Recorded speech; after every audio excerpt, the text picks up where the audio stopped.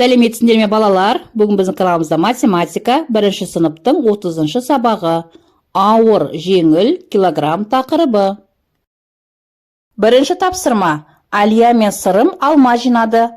Балалардың қайсысы көп, қайсысы аз жинады? Бұл суретте балалар Алия алманы азырақ жинады, ал Сырым Алияға қарағанда алманы көбірек жинады. Өйткені балалар Сырымның қолындағы себетіне алма көбірек сияды, ал шелектегі алма аз. Балалар, мына ережені жаттап, естерінде сақтап алыңдар. Масса дегеніміз балалар, бұл шама.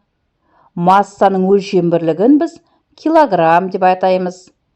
Массаны таразының көмегімен өлшейміз. Балалар, төмендегі суретке мұқият назар аударыңдар.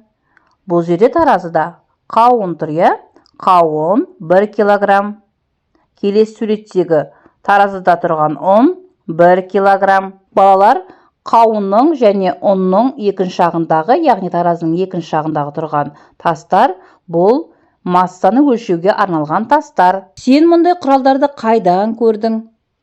Қазіргі кезде электронды таразыларды пайдаланады. Балалар, мұндай таразыларды бұрынғы ежелгі уақытта пайдаланған.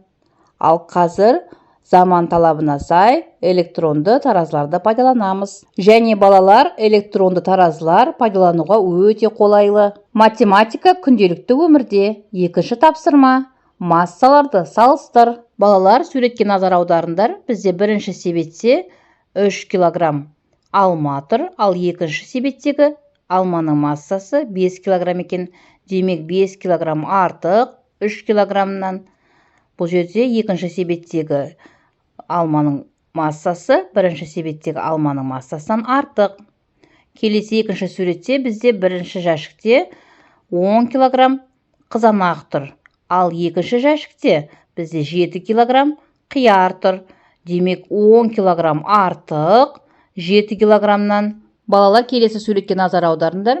Бізде жәшіктің ішінде фундук жаңғағы тұр. Ол 10 килограмм екен. Ал оның жанында бір шелектің ішінде бізде 10 килограмм алхоры тұр. Екеуінің массасы бірдей. Екеуі де 10 килограмм екен. Келесі суретте бізде арбуз 10 килограмм және кішірек арбуз 8 килограмм. Бізде 10 килограммдық арбуз артық 8 килограммдан арбуздан.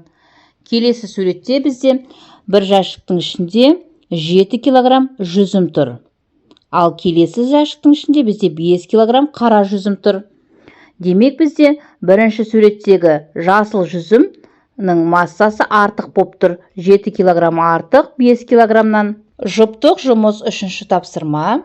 Заттардың суретін массаларының өсу ретіне қарай геометриялық фигуралардың көмегімен сал. Балалар, өсу ретімен деген ол кіші массадан бастап үлкен массаға дейін жазып шығуымыз керекпіз. Балалар, бұл суретте бізде ең жеңіл зат ол қауын екен, 2 килограмм. Оны біз сопақша сары фигурамен белгілейміз. Келесі екінші зат бізде арбуз. Ол 3 килограмм. Оны біз дөңгелек жасыл түспен белгілейміз. Келесі зат бізде 4 килограммдық алма. Оны біз үшбұрышты қызыл фигурамен белгілейміз.